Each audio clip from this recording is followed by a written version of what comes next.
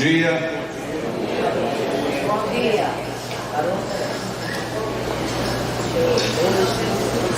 Dia 1º de setembro teremos mais um café cultural com Vansan. Esperamos que estejamos em boa presença. Além da qualidade do café, tem que Vansan normalmente movimenta bastante a gente com as suas músicas e os seus comentários de alta reflexão.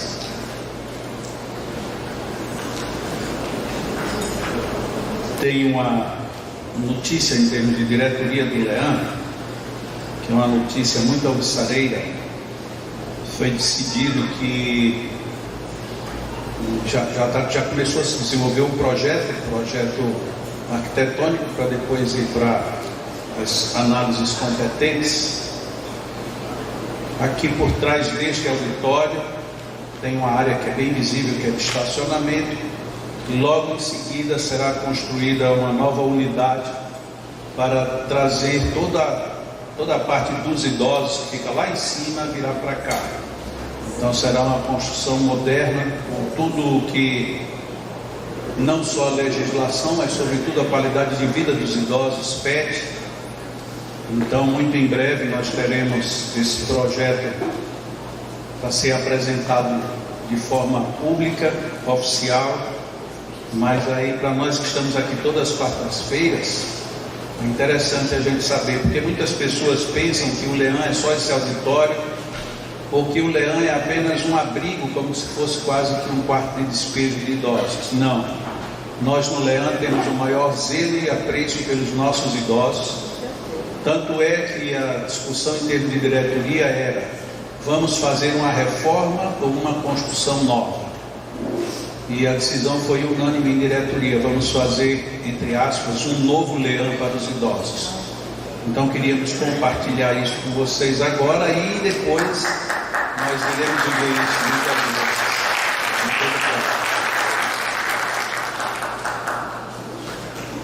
Na leitura de hoje, do livro Frases, Dicas e Histórias Maravilhosas, número 8, de Orlando Nuss, tem uma historinha aqui que é bem interessante. Como sempre, elas são para a gente poder refletir sobre as coisas do nosso dia a dia, de nossa vida, ou os valores que nós temos no mundo interior. A história, o nome dela é O Tapetinho Vermelho, e conta o seguinte: havia uma pobre mulher que morava numa humilde casinha com a sua neta que estava muito doente. Como não tinha dinheiro sequer para levá-la a um médico, e vendo que apesar de seus muitos cuidados e remédios com ervas, a pobre criança piorava a cada dia, resolveu iniciar a caminhada de 2 horas até a cidade próxima em busca de ajuda. Ao chegar ao único hospital público da região, foi aconselhada a voltar para casa e trazer a neta para que esta fosse examinada. Quando voltava, desesperada por saber que sua neta não conseguia sequer levantar-se da cama, a senhora passou em frente a uma igreja e, como tinha muita fé em Deus, apesar de nunca ter entrado numa casa de oração, resolveu pedir ajuda. Ao entrar, encontrou algumas senhoras ajoelhadas no chão em oração.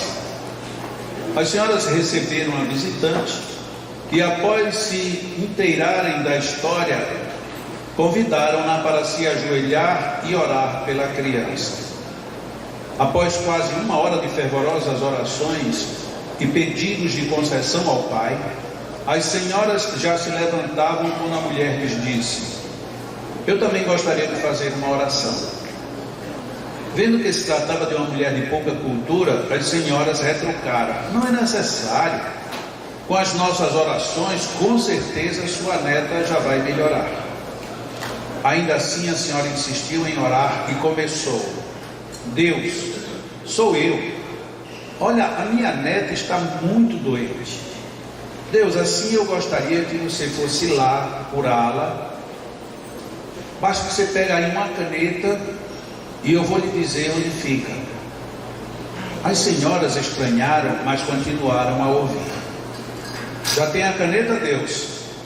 É assim, vá seguindo o caminho daqui de volta para Belo Horizonte, e quando passar o rio com a ponte, entre na segunda estradinha de barro. Não vai errar, tá? Nessa altura as senhoras esforçavam-se para não desatar a rir, mas ela continuou. Seguindo mais uns 20 minutinhos, tem uma vendinha. Entra na rua depois da mangueira, que o meu barraquinho é o último da rua. Pode ir entrando que não tem cachorro não. As senhoras começaram a indagar-se com a situação, indignar-se com a situação. Olha, Deus, a porta está trancada, mas a chave fica debaixo do tapetinho vermelho na entrada. O Senhor pega a chave, entra e cura minha netinha. Mas olha só, Deus, por favor, não se esqueça de colocar a chave de novo por baixo do tapetinho vermelho, senão eu não consigo entrar quando eu chegar de volta. Nessa altura, as senhoras interromperam aquela ultrajante situação, dizendo que não era assim que se devia orar, mas que ela poderia ir para casa sossegada, pois elas eram pessoas de muita fé e Deus com certeza iria ouvir as suas preces e curar a menina. A mulher foi para casa um pouco desconsolada, mas ao entrar na sua casinha, sua neta veio correndo para recebê-la.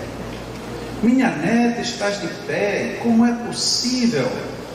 E a menina explicou. Eu ouvi um barulho na porta e pensei que era a senhora.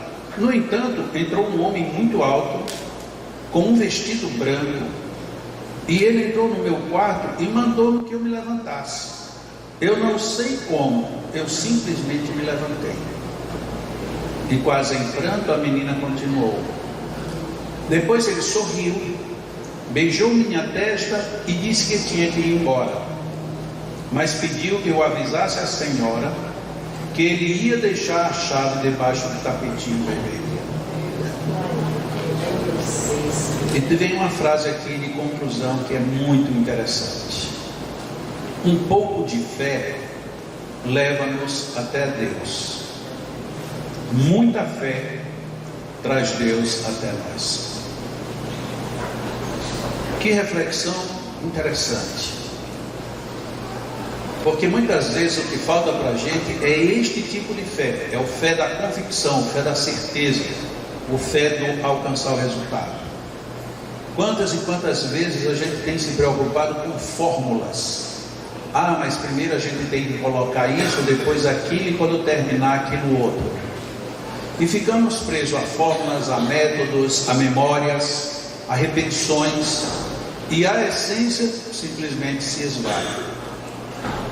A história é bem interessante, eu acho que quem escreveu estava bem inspirado por dois motivos. Primeiro, porque não ficou desqualificada a oração das mulheres. Em nenhum momento fica passando que a oração delas não teve valor. Mas por outro lado ficou extremamente enfatizado que a força que você tem no que você faz, no que você quer, no que você pede, no que você oferece, essa que é a determinante. Se assim não fosse, bastaria a história ter terminado e a criança se levantou e ficou boa. Pronto, estaria tudo harmonizado. Mas ele dizia, agora avise para sua mãe que eu deixei a chave debaixo do tapetinho vermelho. Ali é exatamente a consagração da força, da convicção de quem sabe o que estava pedindo. Ele estava pedindo de que forma? Errada. Por que errada? Porque não dentro dos padrões. Mas quem é que disse que era errada? As pessoas que estavam observando. Porque de certo para aquele que foi deixar a chave debaixo do tapetinho, a fórmula foi a mais correta. Então quantas vezes a gente na nossa vida, a gente usa de críticas, sem nem ao menos se dar conta do que a gente está criticando. Quantas vezes acontecem coisas que a gente não tem a menor critério sequer de avaliação. Eu vou ser indiscreto. Quando eu vinha vindo para cá hoje de manhã, uma amiga que veio conosco, ela não veio, ela é cega. E conversando ela disse o seguinte: Eu tenho um projeto de ensinar a minha arte às pessoas. E eu já fiz isso muitas vezes. E é legal. Mas apareceu um desafio. Eu ensinar para cegos. Eu nunca lidei com cegos. E eu sou cega. Olha, de repente, eu particularmente jamais tinha pensado numa situação dessa. Quer dizer, você vive o problema, você está no problema ou na situação, porque isso não é necessariamente um problema, e na hora que você quer, já tendo aprendido a tirar os proveitos honestos que isso pode lhe oferecer, e que você quer agora oferecer para outra pessoa, você se reconhecer e diz, nossa, eu nunca lidei assim. Então, de repente, para nós que temos a visão, pensar como é que seria a vida de quem não tem, a gente não poderia imaginar que quem não tivesse, não conseguisse imaginar quem não tem também.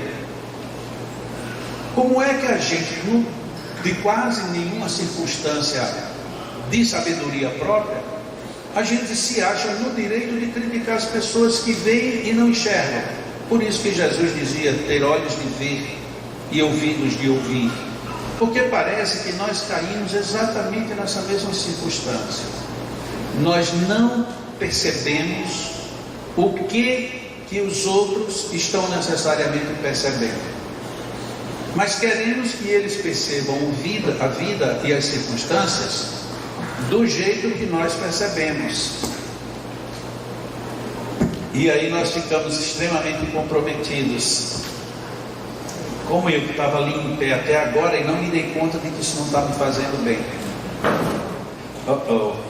De repente eu chego aqui no Leão, eu acho que eu estou do mesmo jeito que eu sempre estive. Aí alguma coisinha interna, tipo dor irresistível, nem seja humilde e se sente. E aí lá vou eu me sentar porque o negócio não estava funcionando bem. Mas, voltando ao nosso ponto, o que nos move nas nossas orações diárias? Hábito, obrigação, uma crença que alguém disse que se você não fizer você está desprotegido. Vamos pensar essa última hipótese. Se eu não rezar eu não estou protegido. Quem foi que disse isso? Quem foi que colocou isso na sua cabeça? E quem foi que disse a você que só você rezar de qualquer jeito você estará protegido a partir daí? Será que isso funciona desse jeito? Quando a gente começa a analisar, a gente é projetado para quem de fato observa, que é o fenômeno que aconteceu na história que a gente acabou de ler.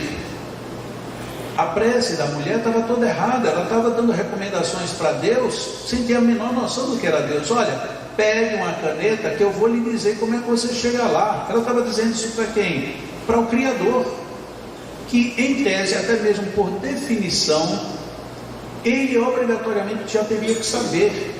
Mas na cabeça dela, não, ela queria, não era desafiá-lo, ela queria ter total certeza de que a ajuda chegaria no local onde ela estava pedindo, e para isso ela tinha que dar um endereço.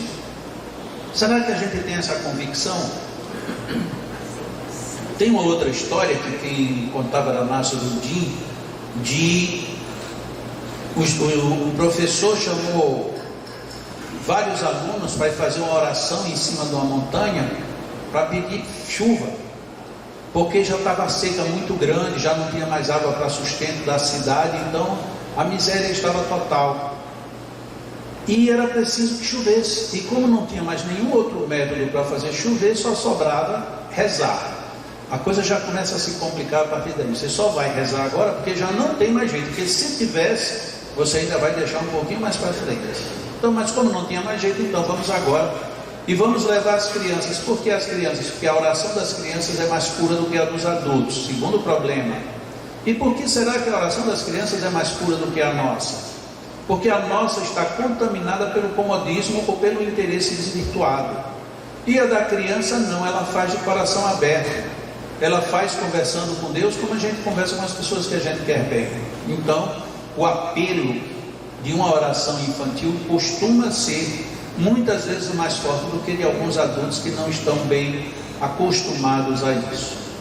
Então vão subindo lá ao monte e passam por onde estava o Nasruddin sentado. E o Nasruddin então observa que no meio daquelas crianças todas, um calor infernal, todo mundo morrendo de suor, havia uma criança de casaco e guarda-chuva. E aí para e pergunta: mas me diga uma coisa, nesse calor todo você está com esse casaco, guarda-chuva, mas por que isso? Ele disse: porque nós estamos indo orar para pedir chuva, e vai vir chuva. Na história conta que nesse momento surgiu um ruído, que era um trovão, uma nuvem que vinha se deslocando, e a partir dali começou um temporal. A conclusão do Nasruddin é que a fé comovedora de uma criança, ela muitas vezes é mais forte até do que a fé comum de um monte de crianças, e muito mais de um monte de qualquer um de nós. Onde é que está a força da nossa fé? Onde é que está a força da nossa oração? Óbvio que não pode ser por uma metodologia, não pode ser apenas um hábito, um vício, uma acomodação. A história que nós lemos, nós percebemos na conclusão algo muito sério. Se a gente ora com pouca fé, a gente vai ter que ir até Ele. Mas quando a gente ora com muita fé, é Ele quem vem até nós. Onde será que a gente desenvolve isso? Como é que a gente pode desenvolver a fé? Muita gente desenvolve a fé sem prestar atenção a nada. E aí diz: é que eu sou destabanado mesmo. Não, você não é destabanado, você não está faltando a atenção devida para o que você quer fazer, ou para o que você quer alcançar. E normalmente quem é destabanado não espera que venha alguma coisa equilibrada, porque parece que o nosso circuito é esse. Da mesma maneira como as pessoas que se sentem ignorantes, elas vão perceber o mundo todo como que ignorante. O mundo é um espelho, de certa forma, onde nesse mundo nós vemos retratados exatamente os nossos problemas e as nossas limitações. Acredito que normalmente é momento delicado, tanto para psicólogos como para psicanalistas, ter que fazer seus pacientes reconhecerem que muitas vezes seus maiores inimigos estão dentro de suas almas. Porque é muito difícil a gente querer suportar a ideia de que eu estou sofrendo porque eu estou preso ao sofrimento, e deixarei de sofrer na hora que dele me afastar. É mais ou menos, quando a gente põe isso só fisicamente, a gente nem entende ou não quer aceitar. Mas é como alguém que põe a mão em cima de uma chapa quente e acha ruim porque se queimou. Mas isso é lei da natureza, não há diferença. E não há diferença para ninguém, a não ser que você tenha uma doença onde você perde toda a sensibilidade, e isso inclusive pode lhe levar à morte. A gente quer tratar a vida, principalmente a vida psíquica e emocional, e por que não dizer espiritual, com esse nível de relaxamento ou desleixamento. A gente se afasta, a gente se ausenta muito das nossas próprias propostas. Qual é a proposta de todo mundo? Ser uma pessoa melhor. E por que não somos? A nossa proposta fundamental, vamos colocar uma proposta aqui extremamente materialista: estarmos bem e termos beleza. E o que é que você faz para isso? Ah, mas eu faço, já fiz plástica, já botei botox, já deixei de comer de noite, eu só janto alface. Ah, que maravilha! E você, graças a Deus, está muito feliz com isso. Deus me livre, eu não vejo o dia de ter que suspender tudo. Ou seja, você está na desgraça outra vez, apesar de ter chegado onde você queria. Então, quantas coisas, você faz uma cirurgia, puxou o olho um pouquinho mais, pronto, agora eu estou parecendo uma japonesa. Tá bom, então faz uma para desfazer, mas vai ser muito caro. Então o que é que você vai fazer? Vai ficar com esse olho ou vai voltar para o outro ou vai procurar um terceiro? Não me decidi ainda, até lá vou viver infeliz. Então, quem foi que procurou infelicidade? Nós procuramos. Tira de lado agora as questões da matéria. E no espírito? Ah, mas eu não sou espírita. Você pode não ser espírita, pode não ser religioso, mas você é um espírito. E como espírito, o que é que você investe em você? Qual é o esforço que você faz para você se sentir bem consigo próprio? Porque muitas vezes a gente está muito preocupado em estar bem com o outro, estando em total desconforto com a própria alma. É importantíssimo que a gente esteja bem com a gente. Isto é muito relevante, tanto para a saúde física, como para a saúde mental, como para a saúde espiritual. A propósito, domingo à tarde, depois de já vários domingos que eu não estava em Natal, eu fiz a palestra aqui no Mulher domingo à tarde. E essa palestra está no YouTube e está também no jacomelo.com.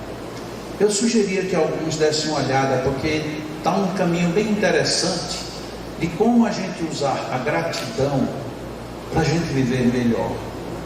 Não é para viver melhor com os outros, para a gente viver melhor. Então, eu estou sugerindo, não porque fui eu que fiz, mas é que eu já recebi tantas pessoas me escrevendo por conta dessa palestra que eu terminei indo rever para ver se ela tinha ficado de fato interessante. E é bem interessante. E se de repente algum de vocês assistir e gostar, encaminhe para alguma outra pessoa que não tem o hábito de agradecer, porque como a gente agradece pouco, a gente tem tanto, tudo, o tempo inteiro, e a gente agradece muito pouco. Não é que o mundo esteja esperando que a gente agradeça, somos nós que precisamos agradecer para ressignificar os valores interiores que nós temos em nós mesmos. Então é isso.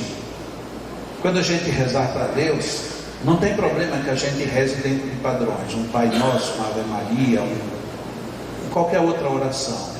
Muitos espíritas pegam o Evangelho segundo o Espiritismo e vai lá nas preces espíritas e fica repetindo aquilo. Tem gente até que conhece algumas daquelas decoradas. Isso é bom, mas se você quer ficar só no bom, pode ficar por aí. Mas se você quer melhor, aí ponha o seu diálogo com Ele, ponha-se em relação com Ele, empenhe a sua fé para que Ele venha a você. Esse Ele vira você, e isto é, de uma certa forma, apenas metafórico, porque Ele está conosco o tempo todo. O problema é que a gente quase nunca está com Ele. Então a fé é quem traz a presença dEle perceptível na nossa vida. E por isso que a gente precisa desenvolver com muito equilíbrio, lembrando que no final sempre tem um tapetinho vermelho para a gente deixar a chave. Legal? Quem não sabe a história do tapetinho vermelho, foi a história que foi lida logo no início, não tem problema, amanhã provavelmente já estará no jacomelo.com e é só ver de novo. Deus, Pai de infinita bondade, sabedoria suprema, a grande vibração das vidas,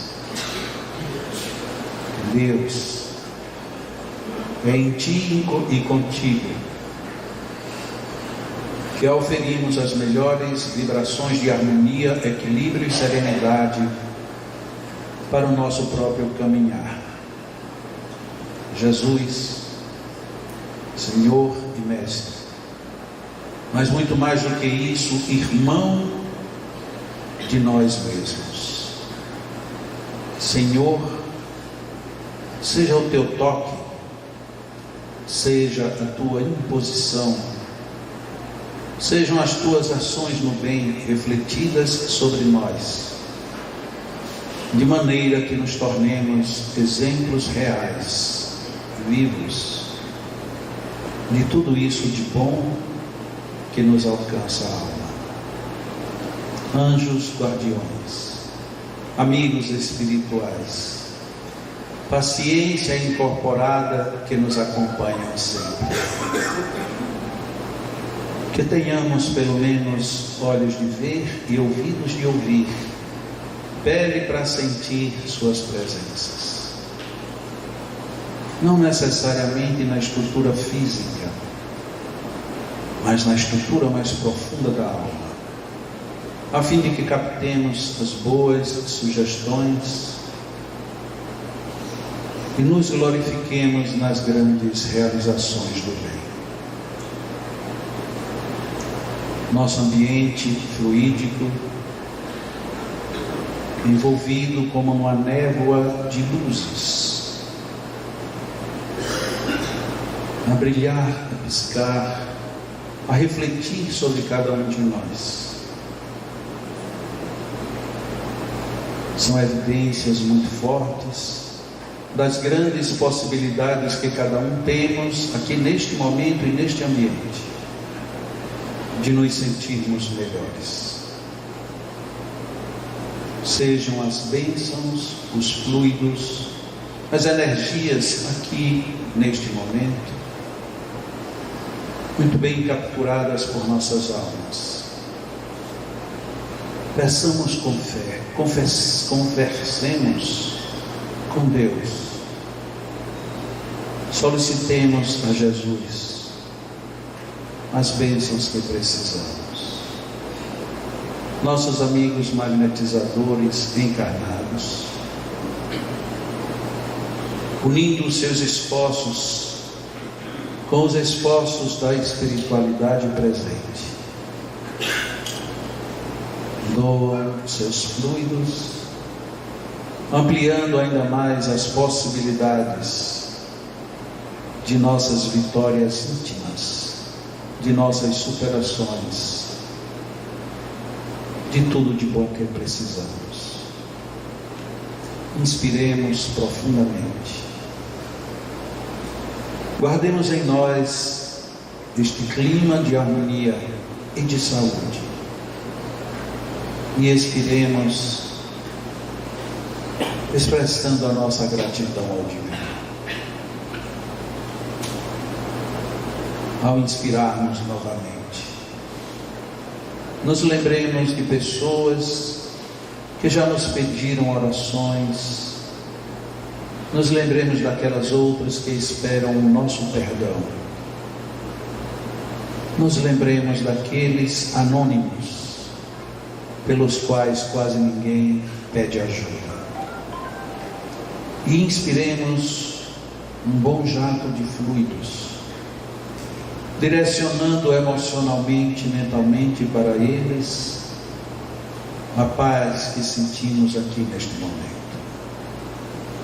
Inspiremos novamente, envolvendo-os com os melhores fluidos.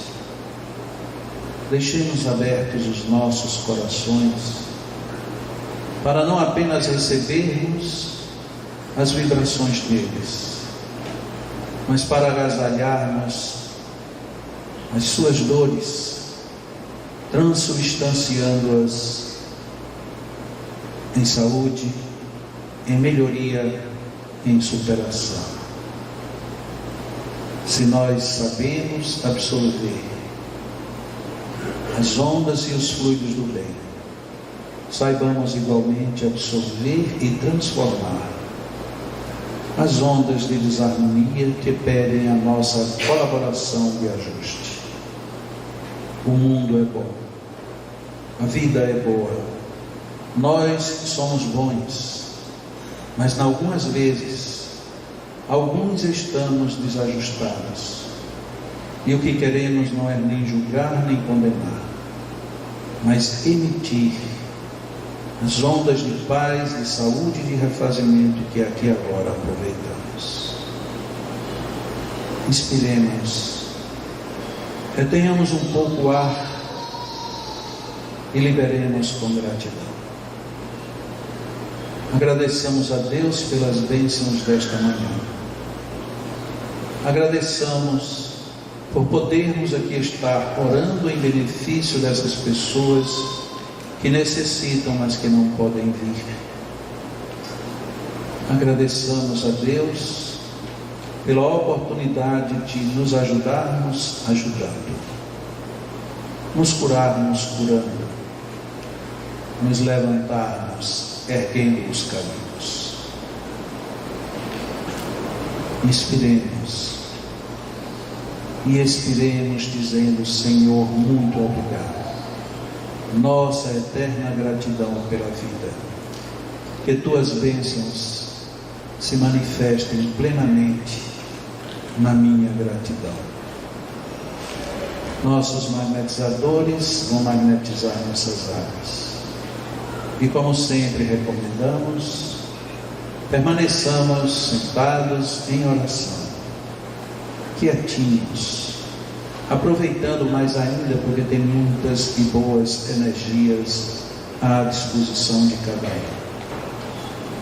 Não nos aleixemos, não nos apressemos, aproveitemos esses instantes. Deus nos abençoe a todos mais uma vez, que assim seja.